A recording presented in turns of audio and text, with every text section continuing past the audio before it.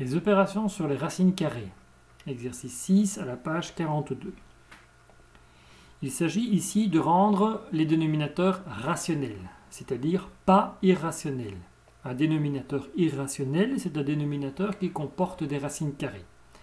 L'exemple ici, 3 divisé par la racine carrée de 2 est une fraction dont le dénominateur est irrationnel. Pour rendre le dénominateur rationnel, on multiplie numérateur et dénominateur par la même chose. Dans ce cas-ci, racine carrée de 2 sur racine carrée de 2, c'est l'équivalent à 1, ça simplifie. Multiplié par 1, ça ne change rien, mais par contre, je change mon écriture. Il ne restera plus, quand on multiplie deux fractions, de multiplier les numérateurs ensemble et les dénominateurs ensemble. Donc 3 fois la racine carrée de 2, ça fait 3 racines carrées de 2. Et racine carrée de 2 fois racine carrée de 2, ça fait bien 2. Si vous prenez votre calculatrice, vous calculez 3 fois la racine carrée de 2 divisé par 2, vous obtenez un nombre décimal. Si vous faites 3 divisé par la racine carrée de 2, vous allez obtenir le même nombre décimal. Un autre exemple. Ici, le dénominateur il ne comporte pas une simple racine carrée, mais une différence de racine carrée. Une différence de deux termes qui comportent des racines carrées. Il suffit d'avoir une racine carrée à gauche ou à droite, ou ici dans le cas-ci dans les deux. Ça pose problème, le dénominateur n'est pas rationnel, mais irrationnel. Le numérateur n'a pas d'importance, c'est le dénominateur qui est important. La première chose qu'il faut faire, c'est se simplifier la vie en simplifiant les radicants, en les rendant les plus petits possibles, en cherchant les carrés parfaits qui se cachent dans 12, il y a un 4, et dans 8, il y a un 4 aussi.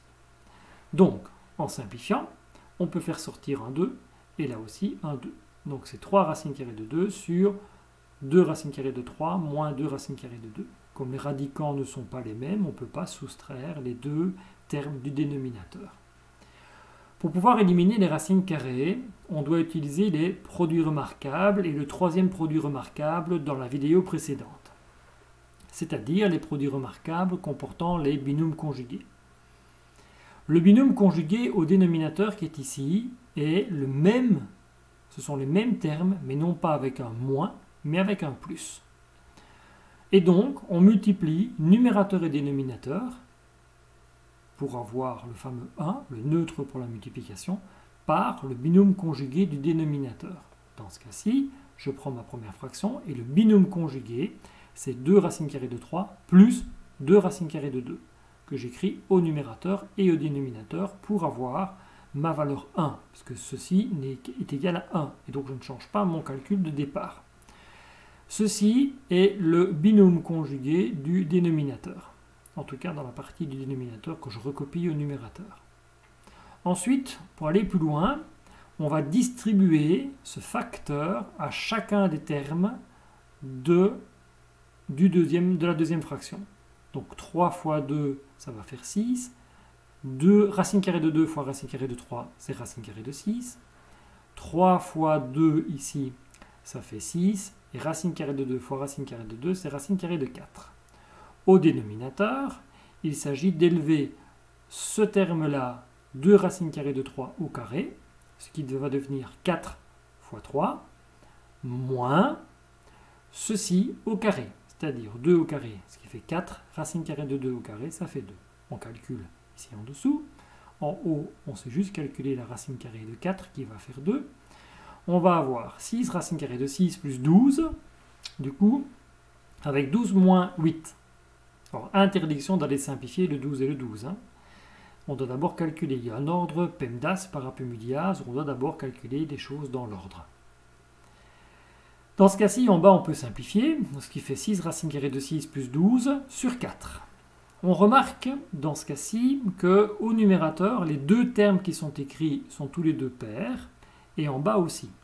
On pourrait donc diviser chaque partie de ma fraction par 2. Donc, 6 racine carrée de 6 divisé par 2, attention qu'on ne divise que le nombre qui est placé devant, le coefficient, ce qui va faire 3 racines carrées de 6. 12 divisé par 2, ça fait 6, et 2 divisé par 2, ça fait 2. Et donc la réponse finale, c'est 3 racines carrées de 6 plus 6 divisé par 2. Donc d'une fraction comportant des racines carrées au dénominateur correspondant à une fraction dont le dénominateur est irrationnel. Voici une fraction dont le dénominateur est devenu rationnel, qui, par contre, ont toutes les deux la même valeur. Donc cette valeur si vous prenez votre calculatrice et vous calculez la fraction de départ, la fraction d'arrivée, vous devez obtenir le même nombre décimal. Et voici par exemple une façon facile de vérifier si le calcul que l'on a fait est correct ou pas. On calcule la valeur décimale du départ, on calcule la valeur décimale d'arrivée. Si les valeurs décimales sont les mêmes, alors c'est bon, c'est juste. Bon travail!